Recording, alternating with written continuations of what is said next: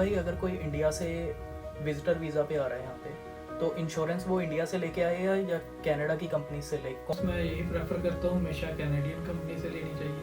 तो यहाँ पे जो विजिटर इंश्योरेंस रहती है, अगर इन केस ऑफ इमरजेंसी वो कैशलेस होती है सारा कुछ। और अगर मान लो किसने डिस्क्लोज नहीं किया, किसी को बीपी की प्रॉब्लम थी, उसने विजिटर वीज़ा का इंश्योरेंस करवा लिया और उसने डिस्क्लोज नहीं किया अपनी प्रॉब्लम को, आपका क्लेम डिनाई होने के 100% चांसेस रहते हैं इस केस में। एक फ्रेंड है, वो ऊबर चलाता है, करेंगे आप कौन सी पॉलिसी सजेस्ट करेंगे? ड्राइवर्स के लिए मैं हमेशा सजेस्ट करके चलता हूँ एक्सीडेंटल इंश्योरेंस, डिसेबिलिटी और टर्म इंश्योरेंस। अगर आपकी इनकम अभी उतनी नहीं है तो एटलीस्ट ये 3 चीज़ें आप लेके चलिए। जैसे कुछ स्टूडेंट्स होते हैं बहुत सारे, है ना। एक स्टूडेंट की बात कर रहे थे आप, वॉलमार्ट पे काम करता था, है ना। उसको बैक पेन थी, हर हफ्ते जाके कायरोप्रैक्टर के पास $150 खर्च रहा था। तो आपने उसको कुछ सजेशन दिया, कुछ इंश्योरेंस का, कि कुछ तरह से करके अपने आप को बेटर पोजीशन में ला सकता है। तो में काफ़ी कुछ कवर नहीं है। इवन कि अगर आपको एम्बुलेंस कॉल करनी पड़ी है तो उसकी कॉस्ट भी हेल्थ कार्ड में कवर नहीं होती। ये मैंने आपको एक पॉलिसी बताई, यहाँ पे कंपनी है कंबाइंड इंश्योरेंस, उनकी $14 पर मंथ की पॉलिसी है। तो अगर जैसे आपकी चोट लग गई हो, इमीडिएट आपको आप हॉस्पिटलाइज नहीं हुए, 1 घंटे में आपका ट्रीटमेंट हो जाता है, तो $1000। Hello everyone, welcome to Shubh maple talks. आज हम बात करने वाले हैं लाइफ इंश्योरेंस के बारे में। मेरे साथ स्टूडियो में आज हैं रोहित भाई और मेरे साथ मेरे को होस्ट हैं अभी भाई। नमस्ते, सत श्री अकाल जी, welcome to Shubh maple talks. आज हम बात करेंगे लाइफ इंश्योरेंस की। Visitor visa insurance, super visa insurance, life insurance Canada में किस किस टाइप की इंश्योरेंसेज हैं, वो क्या क्या चीजें कवर करती हैं, किसको किस टाइप का इंश्योरेंस करवाना चाहिए। हर किसी के लिए हर टाइप का इंश्योरेंस नहीं होता है, सबकी डिफरेंट लाइफ नीड्स होती हैं, डिफरेंट हेल्थ नीड्स होती हैं। उसके अकॉर्डिंग ही आपको कोई इंश्योरेंस एडवाइजर सही इंश्योरेंस सजेस्ट कर सकता है। तो आपके लिए सही इंश्योरेंस क्या है, ये सेविंग प्लान्स क्या होते हैं, इस सब के बारे में हम बात करेंगे। और हमारे साथ है स्टूडियो में रोहित भाई। नमस्कार, सत श्री अकाल। बहुत बहुत वेलकम है रोहित भाई आपका स्टूडियो में। Thank you. तो सबसे पहले हम बात करते हैं, रोहित भाई आप हमें थोड़ा सा अपना बैकग्राउंड बताइए। आप कितने साल से इंश्योरेंस इंडस्ट्री में हैं? आप इंडिया से, पठानकोट से हैं, पंजाब से। जी, तो वहाँ पे आपका क्या बैकग्राउंड था, आपने यहाँ पर आके इंश्योरेंस फील्ड में काम करने की किस तरह सोची, वो सब कुछ उसके बारे में हम थोड़ी बात करते हैं। बैकग्राउंड जी, मैं 15 ईयर्स का मेरा एक्सपीरियंस है अकाउंटिंग एंड फाइनेंस में। ओके। पंजाब में रोपड़ में कंपनी है स्वराज मायदा, हाँ जी। वहाँ पे 15 ईयर्स मैं एज ए सीनियर अकाउंटेंट रहा हूँ। और यहाँ पे मैं आया था 2022 में, और इंश्योरेंस में मुझे 2 ईयर्स हो गए हैं। तो यहाँ पे जब आया, कुछ अपनी फैमिली के रिलेटेड इंश्योरेंस को सर्च किया, कितने टाइप की इंश्योरेंस है, और जैसे जैसे देखा कि इंश्योरेंस की इंपॉर्टेंस यहाँ पे बहुत ज़्यादा है, तो मेरा इंटरेस्ट इसमें बिल्डअप हो गया। और जैसे कहते हैं कि कनाडा में बहुत अच्छी कंट्री है, पर अगर हम कनाडा की हेल्थ कवरेज की बात करें तो कोई बहुत अच्छी नहीं है जहाँ तक हम देख सके, है ना। हम हॉस्पिटल में जाते हैं, कुछ प्रॉब्लम हो गई है तो 5-5, 6-6, 8-8 घंटे भी हमें डॉक्टर का वेट, इंडिया में इतना नहीं होता है, राइट। आप इंडिया में डॉक्टर के पास जाते हैं, आपको 5-10 मिनट में वो केयर मिल जाती है, इसकी आपको जरूरत है। यहाँ पे 6-6, 8-8 घंटे आप बैठे हुए हैं, कि ऑपरेशन करवाना पड़ता है तो 6-6, 8-8 महीने तक की आपको डेट मिल रही है। राइट, तो ये सब कनाडा के हेल्थ कल्चर का सिस्टम ऐसा कुछ चलता है ना। राइट। तो इसलिए हम कह सकते हैं कि कनाडा में इंश्योरेंस की बहुत ज़्यादा ज़रूरत है, राइट? इसी में मैं आपको एग्जांपल देता हूँ। यहाँ पे अगर बंदे को कोई क्रिटिकल इलनेस हो गई है, कई बार यहाँ पे वेटिंग पीरियड्स होते हैं। राइट। और कई बार हम इंडियंस की बात कर लें तो हम आप प्रेफर करते हैं कि हम अपने होम कंट्री जाके अपनी फैमिली के बीच वहाँ पे अपना ट्रीटमेंट कंटिन्यू करवाएं। राइट। तो यहाँ पे क्रिटिकल इंश्योरेंस की जो इम्पोर्टेंस है वो बहुत ज़्यादा होती है। जैसे आपने क्रिटिकल इंश्योरेंस ली हुई है, तो आप फॉर एग्जांपल आपने 50,000 की क्रिटिकल इंश्योरेंस ली थी, वो आपको लमसम अमाउंट मिल जाती है। आप वर्ल्ड के किसी भी कोने में जाके अपना ट्रीटमेंट कंटिन्यू करवा सकते हैं। लाइफ इंश्योरेंस कितने टाइप की होती है और इसके क्या क्या बेनिफिट्स हैं? मेनली इंश्योरेंस की डेफिनेशन को हम लेके चलें, इसकी डेफिनेशन है हम अपना रिस्क ट्रांसफ़र कर देते हैं। ओके। कल को हमें कुछ हो जाता है हम्म। तो हमारी फैमिली रिस्क पे आ जाती है। तो हम अपनी फैमिली को कैसे प्रोटेक्ट करके चलें उस रिस्क के लिए। मेनली लाइफ इंश्योरेंस दो तरह की होती है, जिसे हम परमानेंट लाइफ इंश्योरेंस बोल सकते हैं और ओके। टर्म इंश्योरेंस बोल सकते हैं। तो ये आपकी जो फैमिली नीड्स हैं उसकी प्रॉपर नीड एनालिसिस करते हैं कि आपके इनकम के अकॉर्डिंग आपको कौन सी इंश्योरेंस के साथ परस्यू करना चाहिए। अच्छा रोहित भाई, आप हम बात कर रहे थे कि इंश्योरेंस दो टाइप के है, कोई परमानेंट इंश्योरेंस है और टर्म इंश्योरेंस है। हम इन दोनों की बात करें तो क्या होता है कि बेसिकली परमानेंट इंश्योरेंस की प्रीमियम थोड़ी महंगी होती है ना, टर्म इंश्योरेंस की प्रीमियम थोड़ी सस्ती होती है। इंश्योरेंस बेसिकली हम बात करें तो कुछ इस तरह की होता है कि आप हर महीने कुछ प्रीमियम जमा करते रहो, और कुछ सालों बाद अगर कोई क्रिटिकल इलनेस हो जाती है, आपको आपको भगवान न करे आपको हॉस्पिटल जाना पड़ जाता है, कुछ हो जाता है आपके साथ या आपकी डेथ हो जाती है इन केस, तो आपकी फैमिली को एक लमसम अमाउंट मिल जाएगा जिससे वो अपने आप को सिक्योर कर सकते हैं, that is right? Called critical illness insurance. Okay, वो एक डिफरेंट इंश्योरेंस होगी। डिफरेंट। ओके, आप थोड़ी सी डेफिनेशन दे सकते हैं कि परमानेंट लाइफ इंश्योरेंस क्या है फिर? परमानेंट लाइफ इंश्योरेंस ये है कि आपने कुछ टाइम के लिए जब आप पेमेंट करते हैं, फॉर एग्जांपल 20 ईयर्स के लिए आप पेमेंट्स कर रहे हैं, तो एक तो आपकी कैश वैल्यू बिल्टअप हो जाती है। दूसरा, उसके बाद आपकी जो इंश्योरेंस है वो होल लाइफ आपके साथ रहती है, फर्दर प्रीमियम देने की नीड नहीं आती इसमें। बट इसके प्रीमियम्स काफ़ी ज़्यादा होते हैं। और ये जैसे मैं न्यू कमर्स जितने भी यहाँ आते हैं उनको मैं ये चीज़ हमेशा ही बोलता हूँ, पहले अपना नीड एनालिसिस करवाइए, फिर आप इस परमानेंट इंश्योरेंस के साथ चलिए। Okay. क्योंकि मोस्ट ऑफ द यहाँ पे केसेस मैंने देखे हैं, वो एक इंश्योरेंस को सेविंग की तरह समझते हैं, बट सेविंग और इंश्योरेंस दोनों सेपरेट सेपरेट है। Okay. सेविंग के लिए और रजिस्टर्ड बहुत सारे प्लान हैं जिनको हम लेके चल सकते हैं। टर्म इंश्योरेंस एक स्पेसिफिक पीरियड के लिए होती है, 20 ईयर्स के लिए, जो आपकी सेफ्टी 20 ईयर्स के लिए रहती है। वो पीरियड खत्म होते ही आपकी इंश्योरेंस खत्म हो जाती है, बट इसकी कॉस्ट बहुत कम होती है। फॉर एग्जांपल 5 लाख की है, अगर 28 ईयर्स का भी बंदा है, वो आपको नियर अबाउट $40-50 की मिल जाएगी। Okay. और सेम इंश्योरेंस अगर आप परमानेंट में जाते हैं, वो मोर देन $400 रहता है इसका प्रीमियम। $400 पर मंथ प्रीमियम पर उसका देना मंथ रहता पड़ता है है। इसका मोर देन 400। Okay, okay. और जैसे टर्म इंश्योरेंस करवाया मैंने, $40 आपको प्रीमियम में महीने का कंपनी को पे कर रहा हूँ, और वो 20 साल बाद वो टर्म इंश्योरेंस खत्म हो गया और मेरे को कुछ प्रॉब्लम नहीं आई ना, मेरे को कोई अनहैपनिंग हुई मेरे साथ कुछ भी, तो वो बिल्कुल खत्म हो गया फिर उसके बाद वो टर्म इंश्योरेंस, या मुझे कुछ लमसम उस केस में भी मिलेगा? टर्म इंश्योरेंस वहीं पे ख़त्म हो जाता है, बट ओके। ये उन फैमिलीज़ के लिए बेनिफिशियल है। जैसे हम यहाँ पे न्यू कमर्स यहाँ पे आते हैं, तो हर एक के लिए ये पॉसिबल नहीं होता कि हम 400 या 500 पर मंथ निकाल के चलें। क्योंकि अगर मैं बताना चाहूँगा कि ये जो परमानेंट इंश्योरेंस है, इसकी एक तो कॉस्ट बहुत ज़्यादा होती है, और 50 to 70% ये कंटिन्यू नहीं कर पाते लोग, क्योंकि जो इसको स्टार्टिंग में एक सेविंग दे के चलते हैं। तो टर्म में हम लोगों को यही गाइड करते हैं कि आप ऐसा ना सोच के चलें कि अगर आप इतनी अमाउंट पे नहीं कर पा रहे, इसका ये मतलब नहीं आप कहीं सेविंग नहीं कर पाएंगे। आपने जो पैसे बचाए $40 दे के, जो आप एक्स्ट्रा अमाउंट जो आपके पास है, उसके लिए आप अगर कम इनकम है आपके, आप tax free saving account open करवा सकते हैं, जिसमें आप मंथली कंट्रीब्यूट करते हैं, उसके ऊपर कंपाउंडिंग इंटरेस्ट मिलता है, और वो फ्लेक्सिबल होता है। अगर किसी मंथ आपके पास मनी ज़्यादा है, आप उसमें ज़्यादा भी कंट्रीब्यूट कर सकते हैं। ओके। अगर इन केस आपको मनी की नीड है, तो आप कभी भी उसको विड्रा करवा सकते हैं, उसके ऊपर कोई टैक्स नहीं है। और ये टर्म इंश्योरेंस और परमानेंट इंश्योरेंस ये सिर्फ परमानेंट रेजिडेंट ऑफ कनाडा करवा सकते हैं, सिटीजन्स करवा सकते हैं, या कोई भी आप स्टेटस पे हैं वो करवा सकते हैं? नहीं, work permit, at least work permit और पीआर और सिटी। ओके, मतलब विजिटर वीजा वगैरह ये सब अभी नहीं बहुत करवा सारी सकते? क्वेरीज आ रही हैं लोगों की कि कईयों का जैसे वर्क परमिट एक्सपायर हो जाता है, तो उस केस में क्या करें। उस ओके। केस में आप सिर्फ विजिटर इंश्योरेंस ले सकते हो, जो कि सिर्फ इमरजेंसी कवर करेगा। रोहित भाई, अगर कोई इंडिया से विजिटर वीज़ा पे आ रहा है यहाँ पे, तो इंश्योरेंस वो इंडिया से लेके आए या कनाडा की कंपनी से ले, कौन सा ऑप्शन उसके लिए सेफर और स्मार्ट एक्शन रहेगा उसके लिए? इंश्योरेंस मैं यही प्रेफर करता हूँ, हमेशा कैनेडियन कंपनी से लेनी चाहिए। ओके। क्योंकि एक तो जो जिस भी आप हॉस्पिटल में जाते हैं, उनको ये जितनी भी कंपनीज नॉन होती हैं, उनको पता होता है इसका प्रोसेस कैसे होना।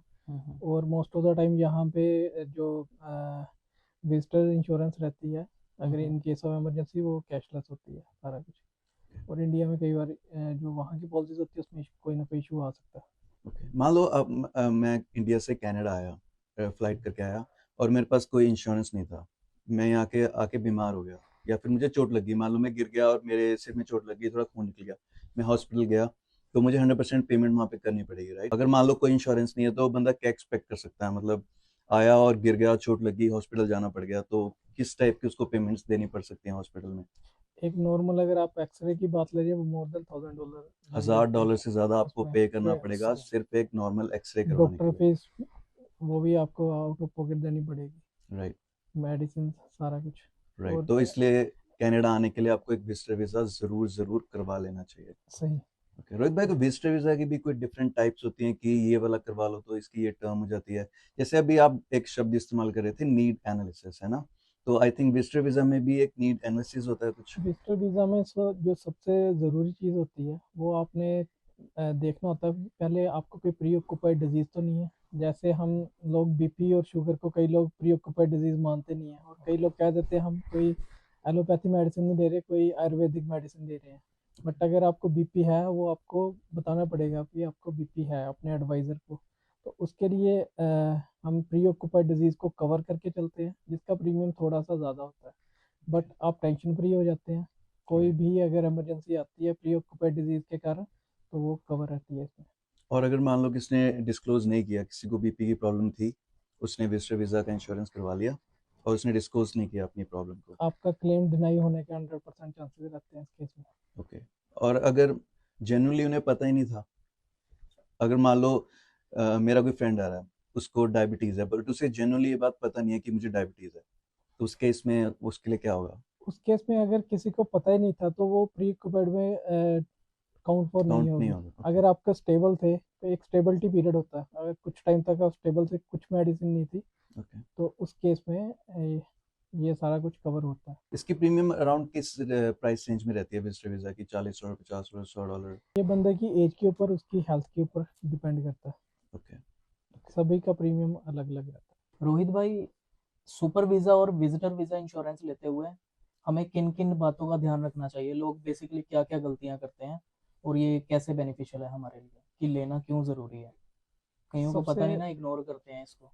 तो वो सबसे कैसे? पहला पॉइंट यही है कि पेरेंट्स की एज क्या है ओके। और जो मैंने पहले बताया प्री ऑक्यूपाइड डिजीजेज कौन सी है। फॉर एग्जांपल अगर विजिटर वीज़ा को लेके चलें, इसमें आप अपने अकॉर्डिंग इंश्योरेंस ले सकते हो 25,000 की, 50,000 की। ओके। सुपर वीज़ा में गवर्नमेंट ने ये किया हुआ है कि मिनिमम $1 लाख की और 1 ईयर की आपको लेनी कंपलसरी है। तो अगर किसी के पेरेंट्स 60+ हैं और उन्हें हार्ट या ऐसी कुछ क्रिटिकल इलनेस है, तो उस केस में आपको अमाउंट जो यहाँ पे कवर कर पाए उस अमाउंट का विजिटर वीज़ा लेके चलना चाहिए। कई बार मैंने देखा पेरेंट्स की ये ज़्यादा है, उन्होंने 50,000 नियर अबाउट की उन्होंने सिर्फ प्लान लेके चलते हैं, जो कि इमरजेंसी के टाइम में एक्सपेंस बहुत ज़्यादा हाई रहता है तो उस चीज़ को कवर नहीं कर पाता। जैसे कि आप बता रहे थे एक्सरे ही सिर्फ $1,000 का पड़ जाता है, तो शायद वो ना कर जी। पाया अगर कोई बड़ी कोई हाँ जी। प्रॉब्लम आ जाती है तो बेसिकली तो सबसे पहले तो हम सुपर वीजा की डेफिनेशन ही क्लियर कर देते हैं। सुपर वीजा आप अपने पेरेंट्स के लिए लगवाते हैं, जिसको अपने पेरेंट्स को इंडिया से कनाडा बुलाना है। एक सुपर वीजा इंश्योरेंस होता है, राइट? Super visa insurance. क्योंकि वो सुपर वीजा ही एक अलग होता है, 10 साल के लिए वो पेरेंट्स का लगता है। उस केस में हम सुपर वीजा इंश्योरेंस अलग से लगाते हैं पेरेंट्स के हाँ लिए, राइट? जी, ये सुपर वीज़ा इंश्योरेंस जब आप केस फाइल करते हैं उसके लिए ये इम्पोर्टेंट है, बिना इसके केस फाइल नहीं होता है। ओके। अच्छा, ये फाइलिंग का एक पार्ट है। Mandatory mandatory. ओके। और जैसे हम बात कर रहे थे अभी थोड़ी देर पहले रोहित भाई की, जैसे कुछ स्टूडेंट्स होते हैं बहुत सारे, है ना? एक स्टूडेंट की बात कर रहे थे आप, वॉलमार्ट पे काम करता था, है ना? उसको बैक पेन थी, हर हफ्ते जाके कायरोप्रैक्टर के पास $150 खर्च रहा था। तो आपने उसको कुछ सजेशन दिया कुछ इंश्योरेंस का कि तो इस तरह से करके अपने आप को बेटर पोजीशन में ला सकता है, तो कुछ वो क्या बात कर रहे थे हम कुछ? यहाँ पे काफ़ी सारे स्टूडेंट्स को या न्यू कमर्स को ये चीज़ पता नहीं होती कि हेल्थ कार्ड में काफ़ी कुछ कवर नहीं है। इवन कि अगर आपको एम्बुलेंस कॉल करनी पड़ जाए तो उसकी कॉस्ट भी हेल्थ कार्ड में कवर नहीं होती। ऐसे ही आपके मेडिसिन, अगर कैरोप्रैक्टर हो गया, मसाज की नीड आपको आ जाए तो वो चीज़ें कवर नहीं। तो लैक ऑफ नॉलेज के कारण अगर किसी को इमीडिएट कुछ इशू आ गया, कोई ओके। इंजरी हो गई या कैरोप्रैक्टर की नीड है, तो मिनिमम 100 या $150 पर विजिट का वो चार्ज कर लेते हैं। तो इसके लिए एक्सीडेंटल इंश्योरेंस के बहुत सही रेट पे प्लान्स होते हैं, जो आप कह सकते हो कि $30 से भी स्टार्ट हो जाते हैं। ओके। तो इसमें एक एग्जांपल लेके चलता हूँ कंपनी की। $30 का प्लान है, अगर आपकी एज नियर अबाउट 28 या 35 के नियर अबाउट है, तो उसमें कैरोप्रैक्टर भी कवर होता है, एम्बुलेंस कवर होती है। अगर आपके आईसेट चेकअप करवाना है वो भी आपका कवर होता है। ओके। आप मतलब कि बेसिकली $35 पर मंथ का प्रीमियम आप पे कर रहे हैं, और आपको कभी आईसेट चेक करवाने की जरूरत पड़ जाती है, अगर आपको एम्बुलेंस कैरोप्रैक्टर की बुलाने नीड की होनी जरूरत पड़ चाहिए, जाती है, कायरोप्रैक्टर, वो सब आपका उसके अंदर कवर होगा। सब कवर तब आपको उस केस में $150 नहीं पे करना पड़ेगा कायरोप्रैक्टर को। सही। अगर काम करते हुए आपको बैक पेन आ गई या कुछ भी इस टाइप का इशू आ गया, तो जी आप हाँ। फ्री ऑफ कॉस्ट जाके अपना इलाज करवा सकते कई हैं। बार ये चीज़ें ग्रुप इंश्योरेंस में कवर होती हैं। ग्रुप बट इंश्योरेंस क्या होता है रोहित भाई? ग्रुप इंश्योरेंस कहीं आप जॉब कर रहे हैं तो वहाँ कुछ कंपनीज आपको ग्रुप इंश्योरेंस प्रोवाइड करते हैं, कि वो एम्प्लॉयर हमें प्रोवाइड कर रहा एम्प्लॉयर प्रोवाइड करता है। बट ओके यही है कि जब आप वो चीज़ को जॉब छोड़ते हो तो फिर वो ग्रुप इंश्योरेंस कंटिन्यू नहीं रहती, तो उस केस में आपको पर्सनल इंश्योरेंस वो आपको बेनिफिशियल रहती है हमेशा। ओके सो ये भी मैं यहाँ पे सभी को रिक्वेस्ट करना चाहता हूँ एम्प्लॉयर्स के साथ कि जितने आपके पास स्टूडेंट जॉब करते हैं एटलीस्ट उनको एक ग्रुप इंश्योरेंस ज़रूर प्रोवाइड कीजिए, राइट क्योंकि कई बार हमने देखा है कि इंजरी होने के बाद ही स्टूडेंट ना तो वहाँ पे जॉब कंटिन्यू कर पाता है, ना ही वो उसको कंटिन्यू रखते हैं, राइट और फिर उसको हाई इनकम से कोई लो इनकम वाली जॉब करनी पड़ती है, और ये वाले ऐसे एक्सपेंसेस हैं वो भी उसको फेस करने पड़ते हैं। राइट स्टूडेंट की लाइफ कनाडा में पहले से ही बहुत डिफिकल्ट है, राइट? उसको काम करने हैं, फीसें जोड़नी है, सब कुछ करना है। इसका एम्प्लॉयर को भी बेनिफिट है अगर वो किसी को ऐसे प्लान दे रहा है जिससे उसकी हेल्थ अच्छी रहेगी, वो टेंशन फ्री काम करेगा, अगर वो बहुत अच्छा काम कर रहा है काफ़ी लंबे समय के साथ आपके साथ जुड़ा रहेगा, अगर उससे बेनिफिट्स मिल दोनों रहे के हैं। लिए विन विन। रोहित भाई, मेरा ना एक फ्रेंड है, तो उसका अभी वो अप्लाइड स्टेटस पे है, वर्क परमिट उसका एक्सपायर हो गया, तो उसके लिए आप क्या सजेस्ट करेंगे? देखिए वर्क परमिट अगर आपका एक्सपायर हो गया तो हम्म। वाजिब सी बात आपका हेल्थ कार्ड भी एक्सपायर है। एक्सपायर हो गया ये। इसके लिए जो आपको फर्स्ट स्टेप लेना चाहिए वो है आप अपनी इमरजेंसीज को कवर करें, उसके लिए आपको विजिटर वीज़ा अप्लाई करना पड़ेगा। जितनी देर तक आप अप्लाइड स्टेटस में है तो विजिटर वीज़ा के थ्रू आप अपनी इमरजेंसी को कवर कर सकते हैं। अप्लाइड स्टेटस के ऊपर आप किसी टाइप का इंश्योरेंस नहीं ले सकते? ओनली विजिटर वीज़ा ले सकते हैं आप, visitor visa insurance. Visitor visa insurance जिसमें आपकी इमरजेंसी सारी वो कवर हो जाएंगी, लेकिन अगर आपने जनरल चेकअप के लिए जाना है वो चीज़ें कवर नहीं होता है, बट एट लीस्ट आप इमरजेंसी को कवर कर लेते हो विजिटर वीज़ा इंश्योरेंस। ओके, इसमें एम्बुलेंस भी कवर हो गई और बाकी चीज़ें भी इमरजेंसी cover- के रिलेटेड कुछ भी आपका खर्च आता है तो हम्म, जिस भी आप आपके एज के अकॉर्डिंग प्लान के अकॉर्डिंग जो भी चीज़ें होंगी जो भी इमरजेंसीज होंगी वो कवर हो जाएंगी। मैं सच बताऊं, मुझे अब तक ये मिथ था कि एम्बुलेंस जो है वो कनाडा में कवर होती है, मतलब अगर आप बीमार हो गए हैं, कुछ हो गया है, एम्बुलेंस आई है तो वो सरकार की तरफ से आई है। मुझे उसके अब लिए तक ये आपका लगता कोई था। हेल्थ प्लान लेना ज़रूरी है। अगर मैं बेसिक कोई इंश्योरेंस नहीं है मेरे पास, सिर्फ आपको हेल्थ कार्ड है, तो मुझे एम्बुलेंस का पे करना पड़ेगा? पे करना पड़ेगा। मुझे नहीं पता था, मेरे को लगा, सच में हम्म। लगता था ये फ्री में आती है सरकार की तरफ से। और एक हेल्थ कार्ड से रिलेटेड मेरा ये क्वेश्चन है कि अगर वो किसी और प्रोविंस में जा रहा है कुछ टाइम पीरियड के लिए, तो वो कवर होगा उसकी जो भी बेनिफिट्स होते हैं हेल्थ कार्ड के? नहीं, हेल्थ कार्ड आपका पर्टिकुलर प्रोविंस के अंदर ही प्रोविंस के चीज़ें लिए कवर होता है। करता है। तो अगर आप अदर प्रोविंस जा रहे हैं जैसे ट्रकर्स हो गए या कोई और हो गया जिनके पास और कोई इंश्योरेंस नहीं है, आपको ट्रैवल इंश्योरेंस लेना पड़ता है इसके लिए। ट्रक ड्राइवर्स की बात करें, बेसिकली अब ट्रक ड्राइवर की बात करते हैं। कोई ट्रक चला रहा है, यूएस जा रहा है, ओंटारियो जा रहा है, सस्कैचुअन में रहता है, उसके पास सस्कैचुअन का हेल्थ कार्ड है, तो उसको आप क्या रिकमेंड करेंगे कि भाई तेरे को कौन सा इंश्योरेंस करवाना चाहिए? फर्स्ट उसके लिए accidental insurance, second disability insurance, ये दोनों चीज़ें ज़रूरी है उसके लिए। तो ये दो अलग अलग इंश्योरेंस उसे करवाने पड़ेंगे या एक इंश्योरेंस में दोनों चीजें कवर हो हम जाएंगी? उनके हिसाब से प्लान टेलर करके देते हैं, ओके जैसे किसकी कैसी जॉब है, कैसे नीड है। जैसे कोई लाइफ इंश्योरेंस हमारे पास लेने के लिए आता है तो हम उसकी जॉब के साथ देखते हुए उसको राइडर प्लान ऐड ऑन करके दे देते हैं। ओके इस जॉब के साथ रिस्की जॉब है, आपको डिसेबिलिटी या एक्सीडेंटल भी लेनी चाहिए। ओके तो वो क्या क्या कवर कर जाता है रोहित भाई? मान लो आपके पास एक ट्रक ड्राइवर आया जो पिछले 3-4 साल से यूएस जा रहा है, ट्रक चला रहा है, उससे अब वो आपके पास आया, आपने उसे रिकमेंडेशंस की, ओके तू ये वाला एक प्लान तेरे लिए सूट करेगा, तू ये प्लान ले ले, है ना? तो वो क्या क्या कवर कर सकता है कि मान लो उसका एक्सीडेंट हो गया और हॉस्पिटल खर्चा तो चलो कवर हो गया इंश्योरेंस के अंदर, तो क्या उसकी जो इनकम लॉस हुआ उसका अगले 2-3 महीने के लिए वो काम नहीं कर पाया, वो सब कवर होगा? वो क्या क्या कवर कर सकता है उसमें? कवर हो सकता है इन केस भगवान ना करे अगर डेथ हो जाती है तो लाइफ इंश्योरेंस जो उसके पीछे फैमिली है, जो उसकी मॉर्गेज है उसको कवर कर लेती है। इन केस अगर उसका कोई एक्सीडेंट हो जाता है, उसने एक्सीडेंटल इंश्योरेंस ली हुई है, उसमें कुछ लमसम अमाउंट या अगर वो कुछ दिन बेड रेस्ट पे है तो कुछ मिनिमम अमाउंट उसको मिलती है कुछ दिन के लिए, जिसमें वो अपना ट्रीटमेंट प्रॉपरली करवा सके। और इन केस वो डिसेबल हो जाता है उस केस में भी जो उसके क्रेडिट हैं, जो देनदारियां उसकी बनती हैं सारी वो कवर कर लेती है insurance company. Okay mortgage cover हो जाती है, कोई देनदारी है वो सब कवर हो जाती है, तो बेसिकली बंदा एक चैन की सांस ले सकता है अगर जी उसके हाँ। साथ कुछ मिस हैपनिंग हो जाए, तो अगर उसने इंश्योरेंस करवाया हुआ, राइट? हाँ जी। रोहित भाई, मेरा एक फ्रेंड है, वो ऊबर चलाता है, तो उसके लिए क्या सजेस्ट करेंगे आप? कौन सी पॉलिसी सजेस्ट करेंगे? ड्राइवर्स के लिए मैं हमेशा सजेस्ट करके चलता हूँ एक्सीडेंटल इंश्योरेंस, ओके। डिसेबिलिटी और टर्म इंश्योरेंस। अगर आपकी इनकम अभी उतनी नहीं है तो एटलीस्ट ये 3 चीज़ें आप लेके चलें, क्योंकि कभी अगर आपका एक्सीडेंट हो जाता है, कहीं चोट लग जाती है, तो हमें घर बैठना पड़ जाता है।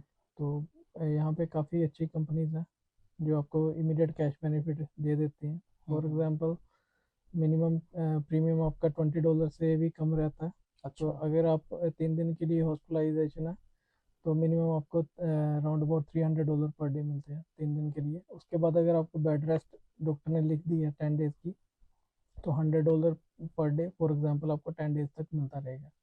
और इन केस अगर आप हॉस्पिटलाइज नहीं हुए, कुछ कहीं आप गिर गए, आपके स्टिचेस लग गए या फ्रैक्चर हो गया, आपने प्लास्टर करवा लिया, तो immediate cash benefit up to 1000 आपको मिल जाता है। ये मैं आपको एक मिनिमम रेट की पॉलिसी बता रहा हूँ जो कि $20 से कम पे आ जाती है।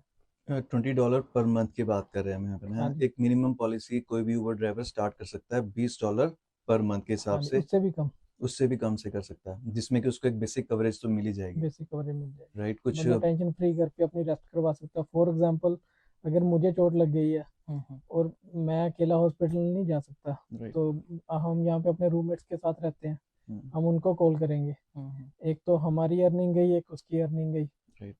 तो अगर आपको कुछ कैश बेनिफिट मिल जाता है, अगर आपके पैर पे चोट लग गई है, हाथ पे, फॉर एग्जांपल यही मैंने आपको एक पॉलिसी बताई, यहाँ पे कंपनी है कंबाइंड इंश्योरेंस, उनकी $14 पर मंथ की पॉलिसी है। ओके। तो अगर जैसे आपके चोट लग गई, वो इमीडिएट आपको आप हॉस्पिटलाइज नहीं हुए, 1 घंटे में आपका ट्रीटमेंट हो जाता है, तो $1000 मिल जाते हैं आपको। इंश्योरेंस बहुत बड़ी चीज़ है, no doubt about it. Rohit भाई, मेरा एक फ्रेंड है, वो उबर चलाता है। तो अभी जैसे स्नो भी पड़ रही है यहाँ पे, तो एक्सीडेंट के ज़्यादा चांसेस हैं। तो इसमें सबसे चीपेस्ट जो पॉलिसी है वो कौन सी रहेगी उसके लिए, आपने उसकी सही बात सारी कही, चीज़ें यहाँ कवर पे हो जाएंगी? एक्सीडेंट के केसेस बहुत हाई रहते हैं, क्योंकि स्लिपरी स्नो बहुत में होता है, खासकर। जल्दी जल्दी लोग ऊबर चलाते हैं, स्किप करते हैं, सामान को पकड़ाना, भाग भाग के आना, हर चीज़ करनी। तो बहुत सारी कंपनीज हैं। फॉर एग्जांपल मैं एक कंपनी की एग्जांपल लेके चलता हूँ, कंबाइंड इंश्योरेंस है। इनके ऑन एन एवरेज जो एक्सीडेंटल इंश्योरेंस है, अगर मैं एज को लेके चलूँ, अगर अब नियर अबाउट 28-25 है, ओके। और एक्सीडेंटल तो खैर सभी के लिए एक सी रहती है, इसका $14 से प्लान स्टार्ट हो जाता है। ओके। तो इसमें अगर आप 3 दिन के लिए अगर हॉस्पिटलाइजेशन हो गया, तो नियर अबाउट $300 पर डे मिलता है 3 दिन के लिए। और उसके बाद अगर डॉक्टर ने आपको बेड रेस्ट लिख दिया, ओके। तो मिनिमम $100 पर डे अगले 10 डेज के लिए मिलता है। और इन केस भी आप हॉस्पिटलाइज नहीं हुए, आप हॉस्पिटल गए हो, स्टिचेस लगे हैं या आपके फ्रैक्चर हो गया था, प्लास्टर किया, 1 घंटे में वापस आ गए, तो 1000 आपको मिल जाते हैं। ओके। तो ये बहुत बेनिफिट है, क्योंकि यहाँ पे मोस्टली लोग अकेले रहते हैं। एक तो आपकी अर्निंग गई कुछ दिनों के लिए, एक अगर आपका रूममेट आपकी हेल्प कर रहा है, उसकी भी अर्निंग गई। बट इतने एक कप ऑफ कॉफ़ी जितनी इसकी कॉस्ट है, हाँ हाँ। तो एक पीस ऑफ माइंड बंदे को हाँ, मिल एक जाता है, बहुत प्रॉपर बेनिफिशियल तरीके चीज़। से घर रेस्ट कर पाता है। क्योंकि जी। काफ़ी बार देखा भी, लोग उबर भी करते हैं और किसी स्टोर में जॉब भी कर रहे होते हैं, तो एक ना एक उनको कंटिन्यू करनी पड़ती है अगर उनके पास सेविंग्स नहीं है तो। राइट। बट अगर आप मिनिमम इतनी छोटी छोटी पॉलिसीज जो कि हमारे मेजर खर्चे कवर करके चलती है, तो बहुत बेनिफिशियल चीज़ें रहती हैं। भाई जैसे यहाँ पर बहुत यंग एज में स्टूडेंट्स आते हैं ना, उनके यहाँ पे कुछ फैमिलीज नहीं होती हैं, तो उनके लिए क्या टर्म इंश्योरेंस या फिर दूसरी इंश्योरेंस करवाने में कुछ बेनिफिशियल है? क्योंकि उनकी फैमिली तो बैक होम है, इंडिया में बैठी है ना। यहाँ पर इंश्योरेंस करवा के क्या इंडिया में भी पैसे मिलते हैं? मतलब फिर उनके लिए क्या बेनिफिशियल है इंश्योरेंस करवाने का? स्टूडेंट को सबसे पहली चीज़ ये देखनी चाहिए कि जहाँ पे वो जॉब कर रहे हैं, वहाँ पे उनको कोई ग्रुप प्लान मिला हुआ है। ओके। जो सबसे फर्स्ट चीज़ है। अगर उनको ग्रुप प्लान नहीं मिला वहाँ पे, सबसे पहले उनको हेल्थ इंश्योरेंस लेनी चाहिए।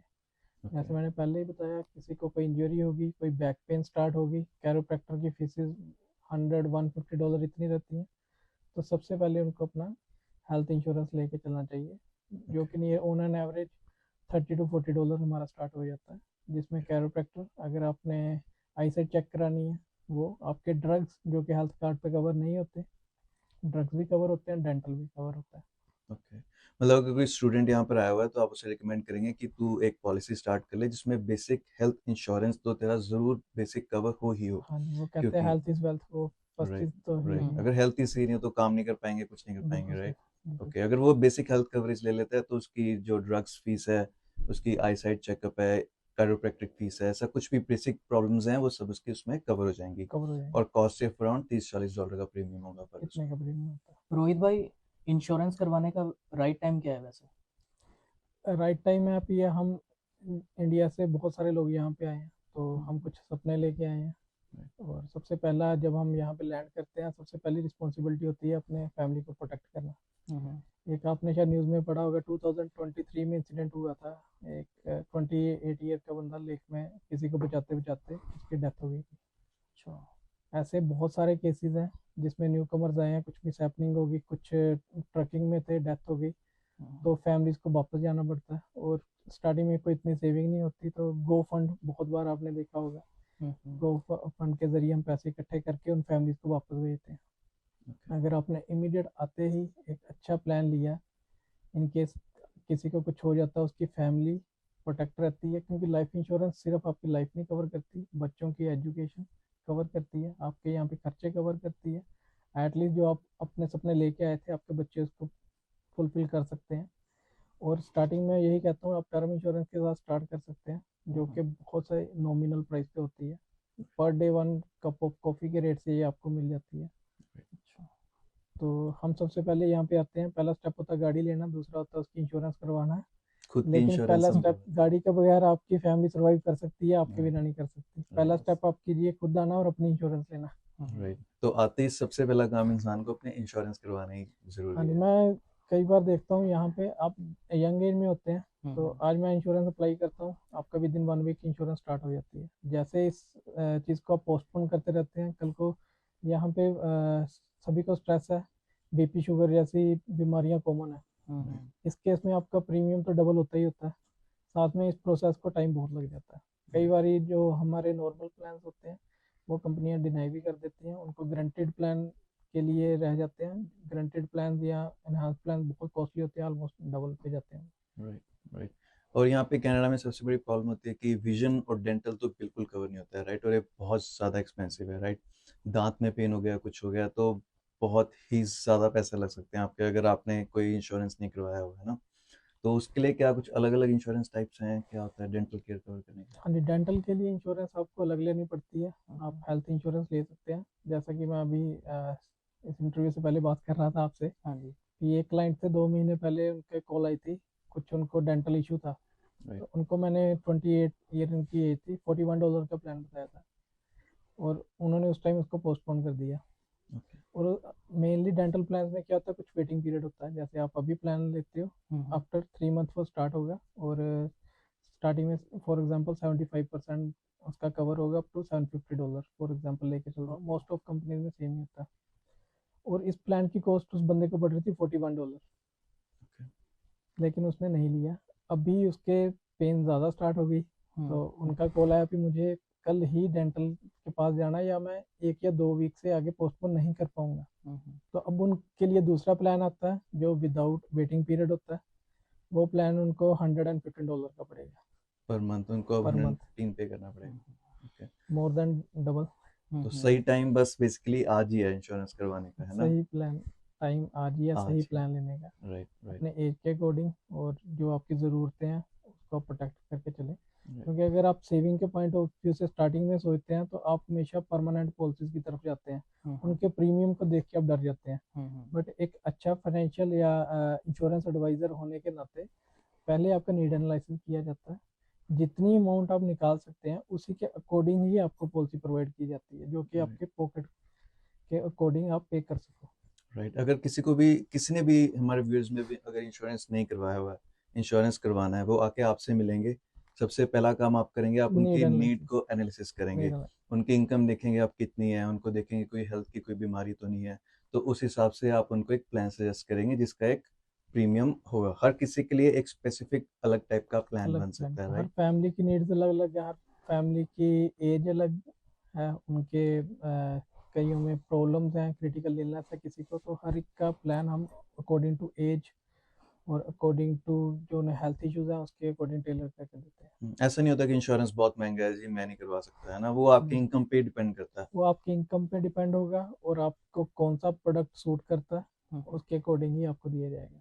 तो रोहित भाई, इंश्योरेंस तो हमें समझ आ गया, अब सेविंग्स का देखते हैं कि ये रजिस्टर्ड सेविंग प्लान क्या होता है, इसको थोड़ा सिंपल वर्ड्स में समझाओ। हाँ, अगर किसी ने मान लो इंश्योरेंस तो करवा लिया है ना, तो आप उनकी सेविंग्स प्लान में भी हेल्प कर सकते हैं, राइट?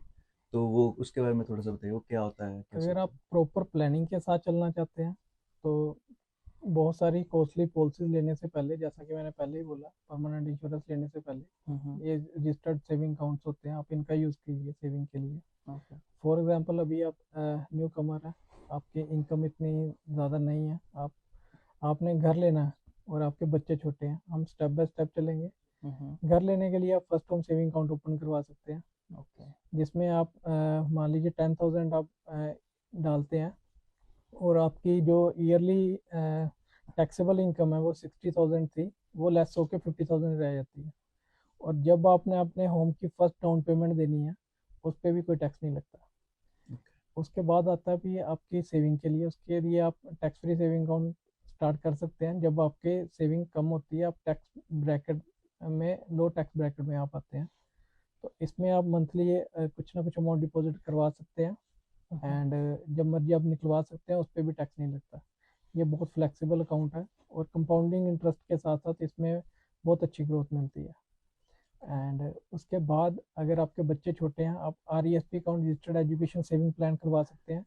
न्यू कमर को मैं हमेशा रिक्वेस्ट करता हूँ आते ही ये प्लान ओपन करवाएं, क्योंकि उस टाइम आप लो इनकम में होते हैं और एक CLB ग्रांट होती है, वो $500 गवर्नमेंट से मिलती है आपको। ओके। और उसके बाद जितना आप कंट्रीब्यूट करते हैं अप टू 2500, 20% तक आपको एडिशनल 500 पर ईयर आप इसमें से ले सकते हैं।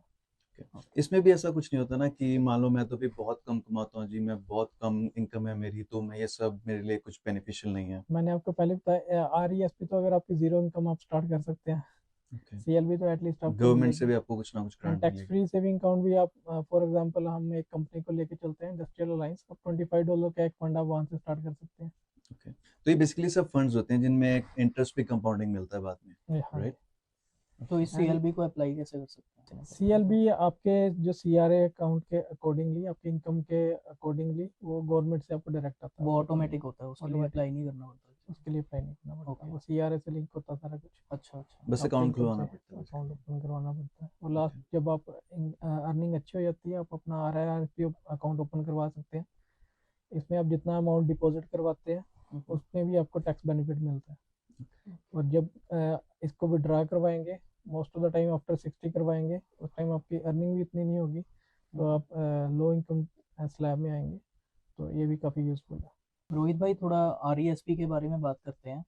मैं अभी किसी से बात कर रहा था लास्ट वीक, एक ये मिथ है इसके बारे में कि अगर 18 साल के बाद आपका बच्चा स्टडी नहीं करता तो ये पैसे आपको नहीं मिलेंगे, तो इसको क्लियर करें प्लीज़। नहीं, आप RESP में से आप अपना पैसा विड्रा करवा सकते हैं, बट पैसा विड्रा करवाने का एक सिस्टम है। फॉर एग्जांपल आपने $100 अब तक कंट्रीब्यूट किए थे, उसमें वो $100 आप अपनी RRSP में ट्रांसफ़र कर सकते हैं। ओके। और उसमें जो आपको इंटरेस्ट मिला, क्योंकि जाहिर सी बात है इसमें अजम्पशन थी कि हम आपको कुछ ना कुछ इंटरेस्ट भी देंगे, कंपनी इंटरेस्ट देती है, वो जो आपका सारे का सारा इंटरेस्ट है वो आपके बच्चे के पास जाएगा। ओके। सिर्फ जो गवर्नमेंट ग्रांट्स होती हैं जो कि एजुकेशन के लिए थी, सिर्फ वो वाला पोर्शन गवर्नमेंट अपने पास लेती है।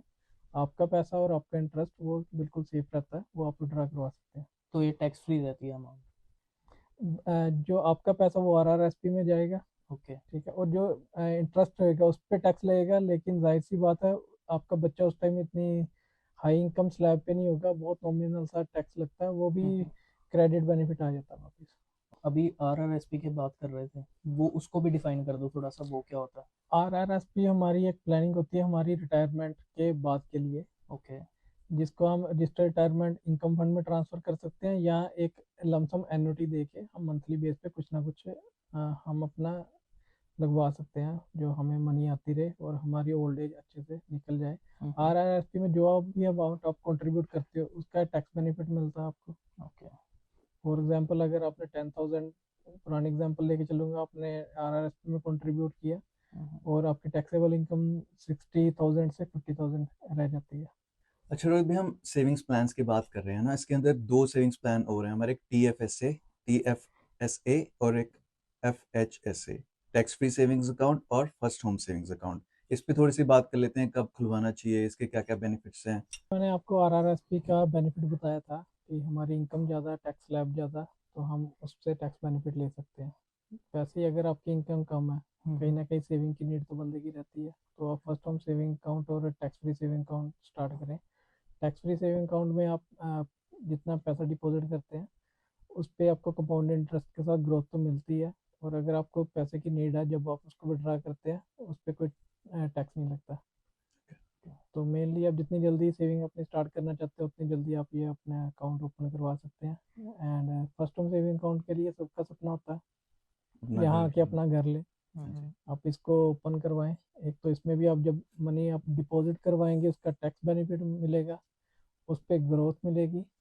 एंड जब आप उसको विड्रा करवाएंगे अपनी फर्स्ट डाउन पेमेंट देने के लिए, वो आपका टैक्स फ्री रहेगा। सही है। अगर आपकी 60,000 की इनकम है, आपने 10,000 बीच में आपने इन्वेस्ट किए हैं फर्स्ट होम सेविंग अकाउंट में, तो उस ईयर की टैक्सेबल इनकम आपकी 50,000 अकाउंट पर होगी। एक तो वो टैक्स में बचत हो जाएगी, और दूसरी कहीं ना कुछ कंपाउंड इंटरेस्ट भी आपको हर सेविंग्स प्लान पे मिलता ग्रोथ रहेगा। मिलेगी। जो तो एक जब आप विड्रा कराएंगे वो टैक्स फ्री रहेगा, उस राइट। चीज़ की आपको टेंशन नहीं है। ओके रोहित भाई, क्या लाइफ इंश्योरेंस हम कभी भी बीच में कैंसिल कर सकते हैं? आप कभी भी कैंसिल कर सकते हैं, बट ओके। वही बात है, टर्म इंश्योरेंस में आपको इतना नुकसान नहीं होता, but in case permanent insurance में एक तो आपने प्रीमियम बहुत हाई पे किए होते हैं, उस वो वेस्टेज है, दूसरा आपकी कैश वैल्यू है उसका भी आपका इतनी ज़्यादा बिल्डअप नहीं होती, क्योंकि उसको एटलीस्ट 20 ईयर्स लगते हैं अच्छी अमाउंट बनने के लिए। तो इसलिए इंश्योरेंस हमेशा बहुत सोच के और प्रॉपर नीड एनालिसिस के बाद ही लें, क्योंकि इसको कैंसिल कराने की नौबत ही ना आए। अर्ली एज में लाइफ इंश्योरेंस लेने के क्या बेनिफिट्स हैं? क्या इसमें लॉन्ग टर्म पैसा बचता है क्या? हाँ जी, इसमें आपसे बहुत सारे बेनिफिट अर्ली एज में इंश्योरेंस लेने के। सबसे पहला, प्रीमियम बहुत कम पे आपको इंश्योरेंस मिलती है। दूसरा, मोस्ट ऑफ द टाइम कम एज में आपको हेल्थ इश्यूज बहुत कम होते हैं। तो देखा गया अगर किसी को हेल्थ इशू आ जाता है तो उसका प्रीमियम बहुत राइज कर जाता है। और इन केस आपकी इनकम अच्छी है और आप परमानेंट इंश्योरेंस ले रहे हैं तो आपके पास सफिशिएंट टाइम होता है कैश वैल्यू बिल्डअप करने का। रोहित भाई, टीएफएसए को शॉर्ट टर्म इमरजेंसी फंड्स की तरह यूज कर सकते हैं क्या? हाँ जी, टीएफएसए को आप शॉर्ट टर्म इमरजेंसी के फंड के लिए यूज़ कर सकते हैं, क्योंकि इसका सबसे बड़ा बेनिफिट है कि इस पे आप कभी भी विड्रा करवाते हैं तो वो टैक्स फ्री होता है। अच्छा। तो अगर आपको इन केस कोई इमरजेंसी है आप इसमें से विड्रा करवा सकते हैं, उस पर कोई टैक्स नहीं लगेगा। रोहित भाई, अगर क्रिटिकल इलनेस कनाडा के बाहर डिटेक्ट होती है तो क्या पे आउट मिलेगा इसका? मोस्ट ऑफ द कंपनीज पे आउट करती हैं, ओके। बट अगेन पर्सन के लिए हम स्पेशल प्लान टेंडर करते हैं अलग अलग कंपनी के साथ, तो एक बार हम देख के ही प्लान करते हैं। Okay. Most of the time cover करते हैं। लाइफ इंश्योरेंस का बच्चों के लिए कोई टैक्स बेनिफिट भी है? मोस्ट ऑफ द टाइम बहुत सारे लोग ये सोचते हैं कि हमारे आरआरएसपी में सफिशिएंट अमाउंट है, हमारे बैंक में सफिशिएंट अमाउंट है, हमारा घर है। लेकिन इन केस अगर पेरेंट्स को कुछ हो जाता है, जब ये सारा पैसा बच्चों को ट्रांसफ़र होता है तो उस पर बहुत मोटा टैक्स लगता है। इन केस अगर आपने लाइफ इंश्योरेंस करवाई हुई है वो कहीं ना कहीं इस चीज़ को कंपनसेट कर लेता है। एक चीज़ मैं और ऐड ऑन करना चाहता हूँ कि हर एक बंदे को यहाँ पे अपना प्रॉपर बेनिफिशियरी, अपनी विल हमेशा बना के रखनी चाहिए। इन केस आपने बेनिफिशियरी भी आपने प्रॉपर अपने ना विल है ना आपने बेनिफिशियरी कहीं डिफाइन किया, वो सारी प्रॉपर्टी आपके प्रोबेट में या स्टेट में जाती है, वहाँ पे भी आपके ऊपर काफ़ी टैक्स डिडक्ट होने के बाद आपके बच्चों को मिलती है। अच्छा। लाइफ इंश्योरेंस प्लस विल, ये प्लानिंग में आपकी बहुत इंपॉर्टेंट चीज़ें हैं। तो रोहित भाई, कोई अभी अर्ली एज में है, 20s में है, तो उसे कौन सा अकाउंट खुलवाना चाहिए, टीएफएसए या आरआरएसपी? रजिस्टर्ड सेविंग अकाउंट्स और लाइफ इंश्योरेंस लेने के लिए एक दो चीज़ें मायने रखती हैं। फर्स्ट है आपकी एज, सेकंड है आपके एक्सपेंसेस और आपकी इनकम। अगर आपकी एज कम है और आपके एक्सपेंसेस और आपकी इनकम भी कम है, ओके। इनकम अगर आपकी कम है आप टैक्स फ्री सेविंग अकाउंट के साथ स्टार्ट कर सकते हैं, क्योंकि कम इनकम आपकी लो टैक्स ब्रैकेट में आप आएंगे तो टैक्स सेविंग की कोई नीड नहीं है। टैक्स फ्री सेविंग अकाउंट आपको एक तो फ्लेक्सिबिलिटी देता है, कभी भी आप विड्रा करवा सकते हैं, और जो आप अमाउंट विड्रा करवाते हैं वो भी टैक्स फ्री होती है। बट इन केस आप हाई इनकम में आते हैं, आपने टैक्स सेव करना है, तो आरआरएस एक गुड ऑप्शन, उसमें आपको टैक्स बेनिफिट भी मिलता है एंड उसके काफ़ी सारे बेनिफिट्स हैं। रिटायरमेंट प्लानिंग के लिए, लॉन्ग टर्म सेविंग के लिए भी आप अपना प्लान कर सकते हैं। प्रेगनेंसी और विजिटर वीजा इंश्योरेंस, अगर आप विजिटर वीजा पे हैं और आपने विजिटर वीजा इंश्योरेंस करवाया हुआ है तो क्या वो प्रेगनेंसी भी कवर करता है? अभी ये क्वेश्चन बहुत सारे लोगों की क्वारीज आ रही है कि फॉर एग्जांपल हमारा वर्क परमिट एक्सपायर हो गया तो हम विजिटर वीज़ा पे हैं, क्या हमारी प्रेगनेंसी कवर होगी? नहीं, क्योंकि प्रेगनेंसी को हम इमरजेंसी नहीं मानते कनाडा में। एंड इमरजेंसी हम उसे ही मानते हैं जो एकदम से कोई आपको कोई इशू क्रिएट हो गया। ओके, अगर आप प्रेग्नेंट हैं कनाडा में, विजिटर वीजा पर हैं, आपने विजिटर वीजा इंश्योरेंस करवाया तो आपकी प्रेगनेंसी कवर नहीं होगी, वो प्रेगनेंसी आपको कवर आउट नहीं, ऑफ द पॉकेट ही पे करना आउट पड़ेगा, ऑफ द पॉकेट पे जिसकी करना कॉस्ट हम इमेजिन कर सकते हैं अराउंड $35,000 to $40,000, राइट? पड़ेगा। Yes, right. सो रोहित भाई, आप इंश्योरेंस एडवाइजर के साथ साथ एल्डर प्लानिंग काउंसलर भी हैं, राइट? और यहाँ पर कई बार देखा जाता है कि जैसे फ्यूनरल कॉस्ट, फाइनल एक्सपेंसेस जो भी होते हैं उसको बहुत सारे हम इंडियंस इग्नोर कर देते हैं। कितनी सारी कॉस्ट एसोसिएटेड हो सकती हैं वंस द आपके कोई फैमिली में कोई हो चुका है, किसी की डेथ हो गई है, तो there is lot of expenses to cover, right? So उस केस में वो क्या, आप उसके बारे में क्या आप कहेंगे, क्या होना चाहिए? इसके लिए एक वर्ड आता है इंश्योरेंस को हम बोलते हैं फाइनल एक्सपेंस इंश्योरेंस, जो कि बहुत इंपॉर्टेंट है। लेकिन मोस्ट ऑफ द टाइम जो हम हमारी कम्युनिटी के लोग हैं वो इसको इग्नोर करते हैं। रीज़न बीइंग वो अपने बच्चों को ही अपना रिटायरमेंट प्लानिंग मान के चले होते हैं। एंड इस कॉस्ट को वो बहुत सोचते हैं बहुत कम है, लेकिन ऑन एन एवरेज 15,000 से 20,000 ये कॉस्ट आ जाती है फ्यूनरल एक्सपेंसिव। और अगर आप इसको टाइम पे बाय करते हैं, मोस्ट ऑफ द कंपनीज, अगर आपको एक्सट्रीम डिसेबिलिटी हो जाती है, फॉर एग्जांपल आप खुद से खा नहीं सकते, नहा नहीं सकते, या आपके जो रेगुलर डेली के काम है आप नहीं कर पा रहे, तो आप डिसेबल हैं, तो अप टू 50% आपको ये कैश मनी मिलती है।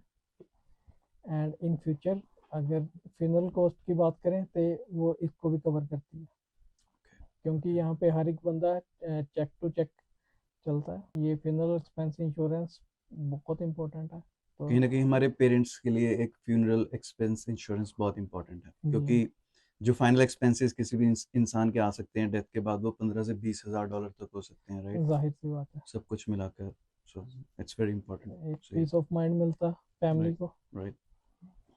सो रोहित भाई, पॉडकास्ट ऑलमोस्ट खत्म होने वाला है। जाने से पहले मैं सबको बताना चाहूंगा कि इंश्योरेंस एडवाइजर होने के साथ साथ आप एक योगा टीचर भी हैं, राइट? आपने 200 आवर्स का योगा ट्रेनिंग प्रोग्राम कंप्लीट किया हुआ है, तो आप एक क्या मैसेज देना चाहेंगे सब व्यूअर्स को, एक लास्ट मैसेज कि this is the must in your life? यहाँ पे मैं हर एक चीज़ को जो देखता हूँ, स्टूडेंट्स के लिए मैसेज है मेरा कि अपनी नींद को बहुत नज़रअंदाज करते हैं और डाइट को बहुत नज़रअंदाज करते हैं, क्योंकि हमारी बॉडी ने ही सारी आउटपुट देनी है। सो प्रॉपर नींद लीजिए, प्रॉपर डाइट लीजिए, और अच्छे फ्रेंड बनाइए, और नशे से दूर रहिए। राइट, ये मेरा मैसेज यूथ को है। ओके, एंड लंबी प्लानिंग के साथ चलिए। आज हमें पीआर की, बहुत सारे लोगों को पीआर की नीड है, तो हम ऐसे चल रहे हैं, लेकिन इन फ्यूचर आपके लाइफ गोल्स क्या है उसको आप देख के चलिए। एंड स्ट्रेस फ्री रहिए ज़्यादा से ज़्यादा। उसके लिए वही दो चीज़ें हैं, अच्छी नींद, अच्छी डाइट बहुत ज़रूरी है। राइट। सो पीआर कमाइए, सब कुछ सेकेंडरी है, right? Health health, is health wealth is at the end, right? Right. तो सही है, सही है। Thank you very much Rohit भाई, आपका हमारे स्टूडियो में आने के लिए। Thank you very much for coming you, to Shubh maple talks. Thank you. बहुत इन्फॉर्मेटिव सेशन था आज का रोहित भाई, हमें काफी कुछ पता लगा इंश्योरेंस के बारे में। मुझे बहुत कुछ नहीं पता था, मैंने भी अपना इंश्योरेंस नहीं करवाया हुआ, बट कहीं ना कहीं मुझे अब लग रहा है इस करवाएंगे। सेशन के बाद कि हाँ, मुझे भी अपना इंश्योरेंस करवा लेना चाहिए। और अगर आप में से भी कोई भी इंश्योरेंस की कोई भी क्वेश्चन आपके पास है, आपको लगता है कि मुझे कैसा इंश्योरेंस करवाना चाहिए, किस टाइप का मेरा प्रीमियम हो सकता है, ये सब क्वेश्चंस रोहित भाई आपके लिए आंसर कर सकते हैं। आपको क्या करना है, रोहित भाई को फोन करना है, वो आपका एक नीड एनालिसिस करेंगे और उसके बाद वो आपको बता सकते हैं कि आपके लिए बेस्ट इंश्योरेंस प्रीमियम कौन सा रहेगा, राइट रोहित भाई? राइट। और रोहित भाई की इंस्टाग्राम आईडी और फ़ोन नंबर वीडियो में डिस्क्रिप्शन में है, आप इनको रीच आउट कर सकते हैं। तो बहुत बहुत थैंक यू आज का पॉडकास्ट देखने के लिए। Right. Thank you so much. Thank you.